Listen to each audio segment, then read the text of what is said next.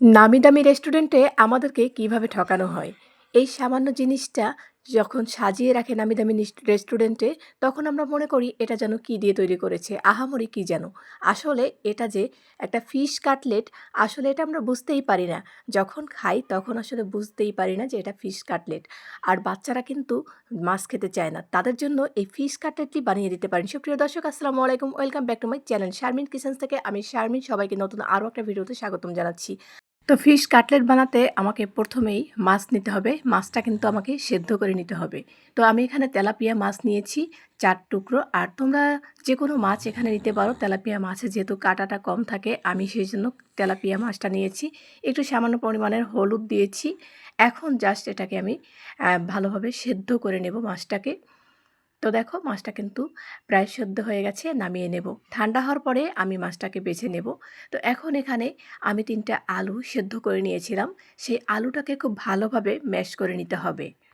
আলুটাকে তোমরা চাইলে হাত দিয়েও খুব ভালোভাবে ম্যাশ করে নিতে পারো। তো আমি এটা দিয়ে ম্যাশ করে নিচ্ছি ম্যাশার দিয়ে।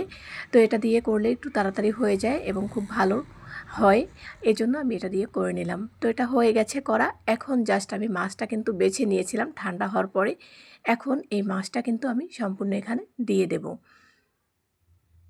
দেখো কাটা এখনও আছে। তো আমি সেটা কিন্তু ফেলে দিয়েছি। এখানে 1/2 চামচ পরিমাণ রসুন বাটা দিয়ে দিলাম এবং 1/2 চামচ পরিমাণ আদা বাটা দিয়ে দিলাম। যেহেতু এটা মাছ সেহেতু আদা এবং রসুন দিতেই হবে। ধনেপাতা কুচি দিয়ে দিলাম আমি। দিয়ে দেবো পেঁয়াজ কুচি। পেঁয়াজ কুচি, ধনেপাতা কুচি এটা তোমাদের পরিমাণ অনুযায়ী দিতে পারো এবং মরিচ, কাঁচা মরিচ এবং শুকনো মরিচ টেলে রেখেছিলাম সেটা দিয়ে দিলাম। মরিচের পরিমাণটা বেশি খেলে, অবশ্যই ঝালের পরিমাণটা বেশি খেলে মরিচের পরিমাণটা একটু বেশি দিতে হবে। এখানে দিয়ে দিলাম আমি ধনিয়ার গুঁড়া, জিরার গুঁড়া আর হচ্ছে গিয়ে চাট মশলা দিয়ে দিলাম আর হচ্ছে একটু গোলমরিচের গুঁড়ো দিয়ে দিলাম। আমি একে একে মশলাগুলো দিয়ে দিচ্ছি। এখানে হচ্ছে কাবাবের মশলা দিয়ে দিচ্ছি। আমি এখানে ফিশ কাবাবের মশলাটা ব্যবহার করেছি, 2 চামচ পরিমাণ দিয়ে দিলাম। আর সামান্য পরিমাণের লবণ দিয়ে দিলাম। লবণটা পরিমাণ অনুযায়ী দিতে হবে। আর হচ্ছে কর্নফ্লাওয়ার দেব। কর্নফ্লাওয়ার আমি 2 চামচ পরিমাণ দিয়ে দেব। বানানো খুবই সহজ, কিন্তু এটা খেতে যে অসম্ভব মজার ছিল, বাচ্চারা বুঝতেই পারেনি যে এটা আমি মাছ দিয়ে বানিয়েছি। আর বিশেষ করে কেউই বুঝতে পারেনি এটা মাছের তৈরি। ভীষণ মজার হয়েছিল খেতে। তোমরা কিন্তু অবশ্যই ট্রাই করবে। এই রমজান মাসে ইফতারিতে তোমরা কিন্তু এই আইটেমটা রাখতে পারো, ভীষণ মজার খেতে। ইফতারিতে আমরা অনেক ধরনের আইটেম তৈরি করি, কিন্তু যে জিনিসগুলো আমাদের স্বাস্থ্যের জন্য ভালো এবং আমাদের সবার জন্যই ভালো, সেই জিনিসগুলো কিন্তু আমরা তৈরি করার চেষ্টা করব। তো অবশ্যই এই ফিশ কাটলেটটি একবার হলেও ট্রাই করে দেখবেন, ভীষণ মজার খেতে। কথা বলতে বলতে আমি কিন্তু খুব ভালোভাবে মেখে নিয়েছি। এখানে কিন্তু পানি দিইনি আমি একদমই। এখন একটু হাতে তেল লাগিয়ে নিয়েছি। তারপর জাস্ট এগুলোকে আমি গোল গোল শেপ করে বানিয়ে নেব। তোমরা যে কোনো শেপে এটাকে তৈরি করে নিতে পারো। তো আমি গোল গোল বানিয়ে নিচ্ছি, সহজ এজন্য। গোল গোল পদ্ধতিটা কিন্তু সবথেকে সহজ পদ্ধতি। সেজন্য আমি কিন্তু গোল গোল বানিয়ে নিচ্ছি এবং হাতের সাহায্যে এটা কিন্তু ঠিক করে দিচ্ছি একদম। তো আমি আরও একটা বানিয়ে তোমাদেরকে দেখিয়ে নিচ্ছি কীভাবে বানাচ্ছি। তো তোমরা নিশ্চয়ই বুঝতে পেরেছো কীভাবে তৈরি করে নিলাম। এখন জাস্ট আমি এভাবে সবগুলোকে তৈরি করে নেব।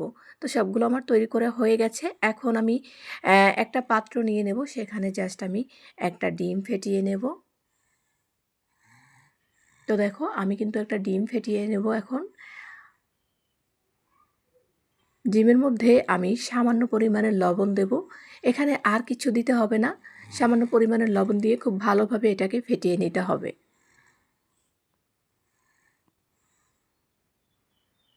তো আমি এখানে ব্রেড ক্রাম্ব নিয়েছি। তোমরা চাইলে বাজারে কিনতে পাওয়া যায় সেই ব্রেড ক্রাম্বটাও নিতে পারো। আমি কিন্তু বাসায় তৈরি করেছিলাম ব্রেড ক্রাম্ব, সেটা দিয়েই তৈরি করে নিলাম। তো এখন হচ্ছে আমি ডিমের মধ্যে চুবিয়ে নিলাম। তারপর জাস্ট আমি এই ব্রেড ক্রাম্বে কোট করে নিচ্ছি। দেখে হয়তো বুঝতে পেরেছো, প্রথমে ডিমের মধ্যে চুবিয়ে নিতে হবে, তারপরে হচ্ছে ব্রেড ক্রাম্বে দিয়ে আবার সেটাকে কোট করে নিতে হবে। খুব ভালোভাবে এই কাজটা খুব ধীরেভাবে করতে হবে, তাহলে খুব সুন্দর হবে। তো আমি এভাবেই সবগুলোকে করে নেব। এই অবস্থা তোমরা কিন্তু ফ্রিজে রেখে দিতে পারো। ১ ঘন্টার মতন ফ্রিজে রেখে তারপরে এটাকে সেট হয়ে গেলে তারপর তোমরা যে কোনো এয়ারটাইট বক্সে রেখে দিতে পারো। ৩ মাসের মতন সংরক্ষণ করে খেতে পারো। একবার বানিয়ে ৩ মাসের পর্যন্ত খেতে পারো। আর এখন দেখো আমি এগুলোকে কিন্তু ভেজে নেব। তেলটা গরম হওয়ার আগেই কিন্তু আমি দিয়ে দিয়েছি। গরম হতে, হতে সবগুলো দেওয়া হয়ে যাবে। এজন্য আমি সবগুলো দিয়ে দিচ্ছি একসাথে। তো বাকি যেগুলো আছে আমি সেগুলো পরে ভেজে নেব। তো কিছুটা আমি ফ্রিজে রেখে দিয়েছি যাতে পরবর্তীতে বের করে এটা ঝটপট ভেজে নেওয়া যায়। তো তোমরা এভাবে অনেকগুলো বানিয়ে তোমরা কিন্তু ৩ মাসের মতন সংরক্ষণ করে খেতে পারো। এটা কিন্তু একদম নষ্ট হবে না। ডিপ ফ্রিজে রেখে খেতে পারো, যখন খুশি তখন বানিয়ে দিতে পারো। এতে করে হবে তোমাদের সময় কিন্তু বেঁচে যাবে এবং ঝটপট অনেক আইটেম তৈরি করতে পারবে। কথা বলতে, বলতে আমি কিন্তু এটাকে পুরোপুরি ভেজে নিচ্ছি। দেখো আমি বারবার কিন্তু এটা উল্টে-পাল্টে ভেজে নিচ্ছি যাতে পুড়ে না যায় এবং সব পাশগুলো সুন্দরভাবে সুন্দর কালার চলে আসে এবং ভাজাটা খুব ভালোভাবে হয়। যার কারণে আমি কিন্তু বারবার উল্টে-পাল্টে দিচ্ছি এবং খুব সুন্দর একটা কালার চলে আসলে এটাকে আমি নামিয়ে নেব। দেখেই খেতে ইচ্ছে করছে, অনেক লোভনীয় হয়েছে। কালারটা মাশাআল্লাহ জাস্ট ওয়াও হয়েছে। এই ফিশ কাটলেটটা বানানোর পরে একটা মজার বিষয় কি জানো? এই ফিশ কাটলেটটা খেয়ে কেউ বুঝতেই পারেনি যে আমি এটা মাছ দিয়ে তৈরি করেছি। ভীষণ মজার হয়েছিল, কেউ বুঝতেই পারেনি। তোমরাও সবাইকে বানিয়ে খাইয়ে তাক লাগিয়ে দেবে। তো এখন আমি সবগুলো তুলে নিচ্ছি। ভাজা হয়ে গেছে। আমি তেল ছাড়িয়ে তারপরে এগুলোকে তুলে নিচ্ছি।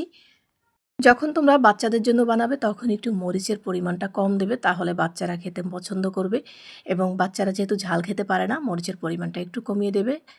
আমার ভাজা হয়ে গেছে, সবগুলো উঠিয়ে নিলাম। এখন তোমাদেরকে একটা ভেঙে দেখাচ্ছি ভেতরটা কতটা সুন্দর হয়েছে। এটা দেখতে যতটা লোভনীয়, খেতে তার থেকে বেশি মজার হয়েছিল। আমি যতই বলি না কেন, এটা তোমরা দেখে বুঝতে পারবে না, কিন্তু অবশ্যই ট্রাই করবে, তাহলেই বুঝতে পারবে এটা আসলে কতটা মজার ছিল। তো প্রিয় বন্ধুরা, আমার আজকের এই রেসিপি তোমাদের কাছে কেমন লেগেছে জানাতে ভুলবে না।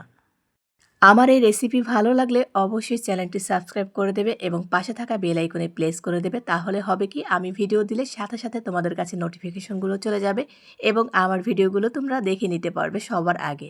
তো আজকের মতন আমি বিদায় নিচ্ছি। দেখা হবে আবারও কোনো নতুন রেসিপি নিয়ে। সে পর্যন্ত সবাই ভালো থাকো, সুস্থ থাকো। আল্লাহ হাফেজ। আসসালামু আলাইকুম।